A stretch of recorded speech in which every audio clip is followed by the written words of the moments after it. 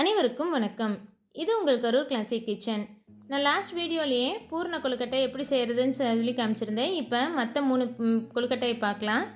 பூர்ணம் வச்சு செய்கிற கொழுக்கட்டைக்கு மேல் மாவு எப்படி பிசைவோமோ அதே மாதிரி மாவுக்கு கொஞ்சமாக உப்பு போட்டு தண்ணி கொதிக்க வச்சு போட்டு மாவு பிசைகிற மாதிரியே யூஸ்வலாக நம்ம லாஸ்ட் வீடியோவில் பார்த்த மாதிரி அதே ப்ரொசீஜரில் தண்ணியெல்லாம் கொதிக்க வச்சு விட்டு பதமாக மாவு பிசைஞ்சு எடுத்து வச்சுக்கோங்க.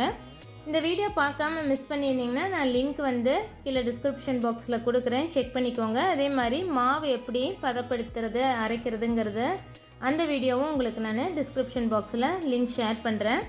இந்த மாவு நல்லா நம்ம பதமாக பிசைஞ்சு எடுத்துக்கிட்டு இதை வச்சு நம்ம பால் கொழுக்கட்டை எப்படி செய்யலாங்கிறத பார்க்கலாம்.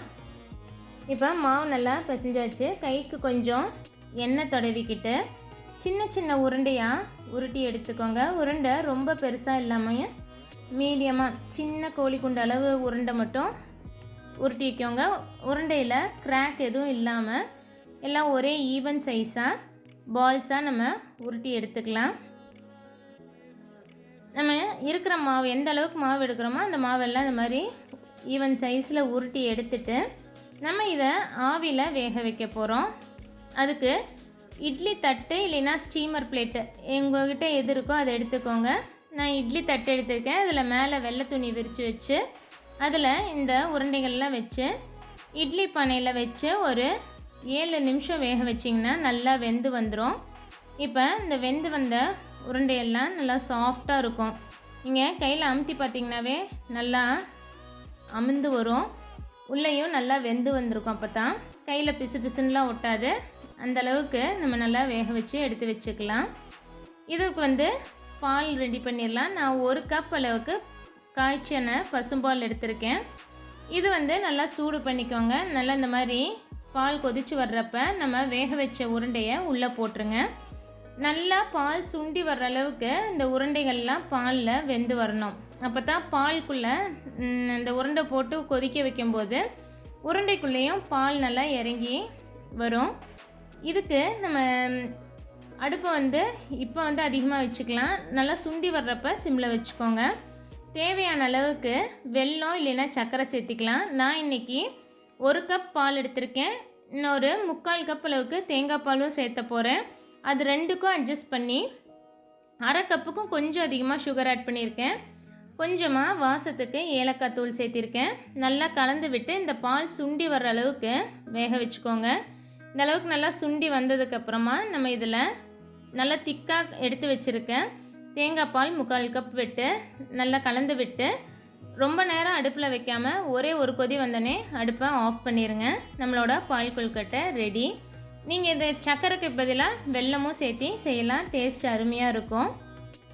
அடுத்து நம்ம பிடி கொழுக்கட்டை செஞ்சுக்கலாம்.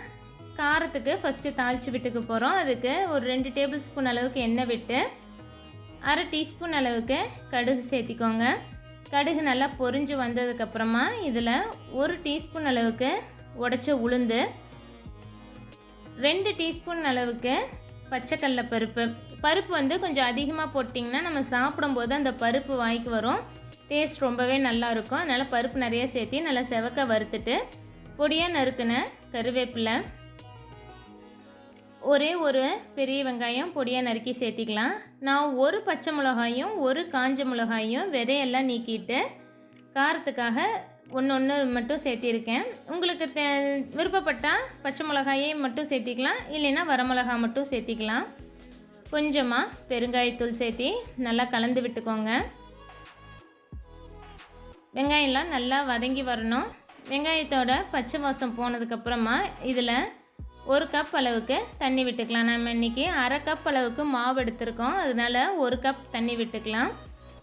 நல்லா தண்ணி கலந்து வந்தோடனே தேவையான அளவுக்கு மாவுக்கும் சேர்த்து உப்பு ஆட் பண்ணிடுங்க. உப்பு ஆட் பண்ணிவிட்டு நல்லா அந்த உப்பு கரையிற அளவுக்கு கலந்து விட்டு தண்ணியை கொதிக்க வச்சுக்கலாம். தண்ணி இந்த மாதிரி கொதிச்சு வர்ற ஸ்டேஜில் 1/2 கப் அளவுக்கு கொழுக்கட்டை மாவு உள்ளே ஆட் பண்ணிக்கோங்க. இது பதப்படுத்தின மாவு. நீங்கள் வெறும் பச்சரிசி கடையில் வாங்குகிற பச்சரிசி மாவு எடுத்தீங்கன்னா கொஞ்சம் வறுத்துட்டு வாசம் வர்ற அளவுக்கு வறுத்துட்டு நல்லா மாவு சூடாகிற அளவுக்கு வறுத்துட்டு அதுக்கப்புறமா தண்ணியில் ஆட் பண்ணிக்கோங்க.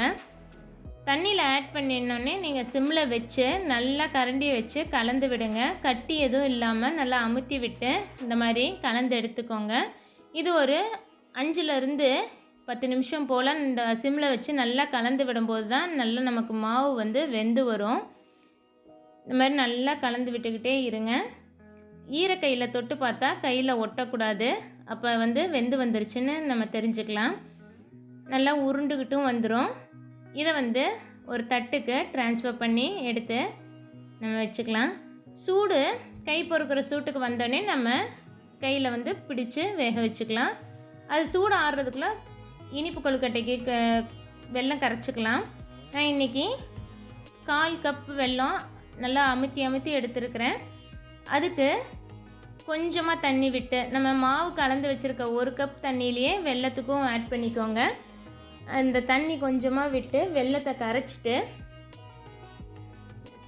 எடுத்து வச்சிடலாம்.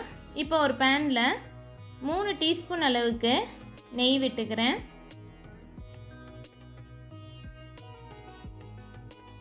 நெய் நல்லா சூடானதுக்கப்புறமா அதில் 1 டீஸ்பூன் அளவுக்கு வெள்ளை எள்ளு, சுத்தம் பண்ண எள்ளை, நீங்கள் சப்போஸ் கடையில் வாங்கின எள்ளாக இருந்தால் மண்ணெல்லாம் இல்லாமல் கல்லெல்லாம் இல்லாமல் பார்த்து சுத்தம் பண்ணி வச்சுக்கோங்க. எள்ளு வந்து நல்லா பொரிஞ்சு வரும். அந்த ஸ்டேஜ் வரைக்கும் வதக்கி விட்டுட்டு எள்ளெல்லாம் பொரிய ஆரம்பிக்கும் போது ஒரு 1/4 கப் அளவுக்கு துருவின தேங்காய் வந்து அளவு இதுதான் இல்லை, உங்களுக்கு விருப்பப்பட்டால் அதிகமாக கூட சேர்த்திக்கலாம். தேங்காய் நிறையா இருக்கும்போது சாப்பிடும்போது நறுக்குன்னு அந்த தேங்காயோட டேஸ்ட் வந்து எள்ளும் தேங்காயும் கலந்து வாய்க்கு வரும்போது டேஸ்ட் அருமையாக இருக்கும். இப்போ தேங்காய் நல்லா வாசம் வர்ற அளவுக்கு வதங்கினோடனே வெல்லத்தை வந்து வடித்து ஆட் பண்ணிக்கோங்க. இப்போ இதெல்லாம் ஒன்று கலந்து விட்டுக்கலாம். நம்ம 1/2 கப் அளவுக்கு மாவுக்கு 1 கப் அளவு தண்ணி, தேவையான அளவுக்கு ஏலக்காய் தூள் சேர்த்திக்கோங்க. விருப்பப்பட்டால் சேர்த்திக்கலாம், இல்லைன்னா ஏலக்காய் தூள் ஸ்கிப் பண்ணிக்கலாம். இப்போ அந்த 1 கப் தண்ணியில் முதல்ல வெல்லத்துக்கு கொஞ்சம் விட்டுருந்தோம். மீதி தண்ணியை வந்து விட்டுட்டு கொஞ்சமாக ஒரு பிஞ்ச் அளவுக்கு உப்பு சேர்த்திட்டு நம்ம இதை வந்து கொதிக்க வைக்க போகிறோம். நல்லா எல்லாம் ஒன்று கலந்து கொதித்து வர்றப்ப 1/2 கப் அளவுக்கு கொழுக்கட்டை மாவு வந்து சிம்மில் வச்சுட்டு ஆட் பண்ணுங்கள். எப்போவுமே மாவு ஆட் பண்ணுறதுக்கு முன்னாடி அடுப்பை சிம்மில் வச்சுருங்க. சிம்மில் வச்சுட்டு 1/2 கப் அளவுக்கு மாவு ஆட் பண்ணி கைவிடாமல் நல்லா கிளறி விட்டிங்கன்னா கட்டி இல்லாமல் நல்லா கரைஞ்சி வந்துடும். நல்லா வெந்து வர்ற அளவுக்கு இதை வந்து கிளறி விட்டுக்கிட்டே இருங்க. இதுவும் அதே மாதிரி தான் கார கொழுக்கட்டை மாதிரி 5லேருந்து 10 நிமிஷம் போல் நல்லா சிம்லேயே வேகட்டும். அப்போ தான் மாவு வந்து நல்லா வெந்து சுருண்டு வரும். அதில் இருக்க ஈரப்பதம்லாம் குறையும். அப்போ தான் நமக்கு கொழுக்கட்டை வந்து பிடிச்சு வைக்கிறதுக்கு வசதியாக இருக்கும். வாசத்துக்காக மேலே 2 டீஸ்பூன் நெய் ஆட் பண்ணிக்கோங்க.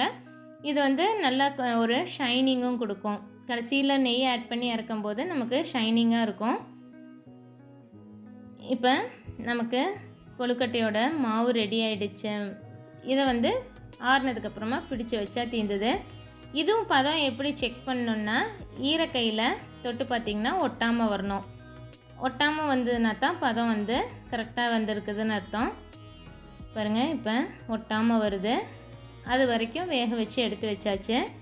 இப்போ முதல்ல நம்ம எடுத்து வச்ச காரக்கொழுக்கட்டை மாவு வந்து ஆறிடுச்சு. அதை வந்து ஒரு சின்ன உருண்டை எடுத்து கையில் இந்த மாதிரி பிடிச்சு இட்லி தட்டில் இல்லைன்னா ஸ்டீமரில் நீங்கள் எதில் வச்சு வேக வைக்கிறீங்களோ அதில் வச்சு வேக வச்சுக்கலாம்.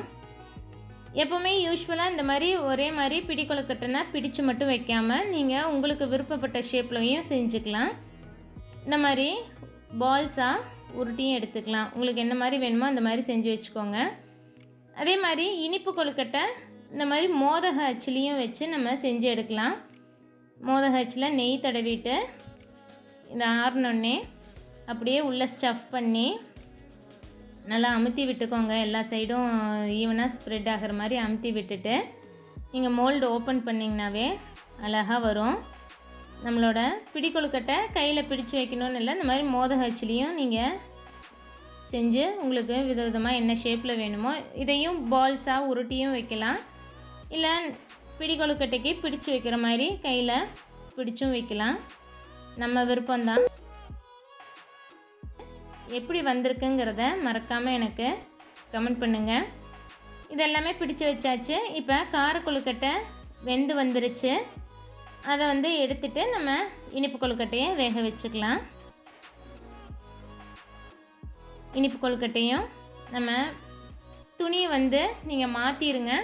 கார கொழுக்கட்டை வச்சு வேக வச்ச அதே துணி யூஸ் பண்ணிங்கன்னா இனிப்பு கொழுக்கட்டையில் அந்த காரம் ஏறிடும். அதனால் இனிப்பு கொழுக்கட்டை வைக்கும்போது துணி மாற்றிடுங்க. 2 தட்டு இருந்ததுன்னா 2 தட்டையும் அட் டைமில் கூட வச்சுக்கலாம். நம்மளோட கொழுக்கட்டை எல்லாமே சூப்பராக வெந்து வந்துருச்சு. பாருங்கள், நல்லா ஷேப் மாறாமல் வேக வச்சு எடுத்துருக்கோம். இதை நீங்கள் 5லேருந்து 7 நிமிஷம் வேக வச்சிங்கன்னா போதுமானது. ரெண்டுமே வந்து 5 நிமிஷத்துலேயே மேக்ஸிமம் 5 நிமிஷம் வச்சாவே வெந்துடும். உங்களுக்கு கொஞ்சம் இன்னும் கொஞ்சம் வேகணும்னு நினச்சிங்கன்னா 7 நிமிஷம் போல் வச்சுக்கலாம். நான் உங்களுக்கு கார கொழுக்கட்டை எப்படி இருக்குதுன்னு காமிக்கிறேன் பாருங்கள். நல்லா சாஃப்டாக வந்திருக்கு. மேலே பாருங்கள், மாவு வெந்து வந்திருக்கனால அந்த கிளேஸ் கொடுத்துருக்கு. உடைச்சா ஈஸியாக உடைஞ்சும் வரும். அந்த அளவுக்கு சாஃப்டாக இருக்கும் கொழுக்கட்டை. இனிப்பு கொழுக்கட்டையும் நமக்கு அதே மாதிரி தாங்க வந்திருக்கு. நீங்களும் உங்கள் வீட்டில் இதை ட்ரை பண்ணி பார்த்துட்டு எப்படி வந்திருக்குங்கிறத மறக்காமல் எனக்கு கமெண்ட் பண்ணுங்கள். இது வரைக்கும் எங்கள் சேனலை சப்ஸ்கிரைப் பண்ணாமல் பார்த்துக்கிட்டு இருந்தீங்கன்னா சப்ஸ்கிரைப் பண்ணிவிட்டு கூடவே பக்கத்தில் இருக்க பெல் ஐக்கான் கிளிக் பண்ணி வச்சுக்கோங்க. அப்போ தான் நான் போடுற புது புது வீடியோஸ் உங்களுக்கு உடனே வரும். தேங்க்ஸ் ஃபார் வாட்சிங்.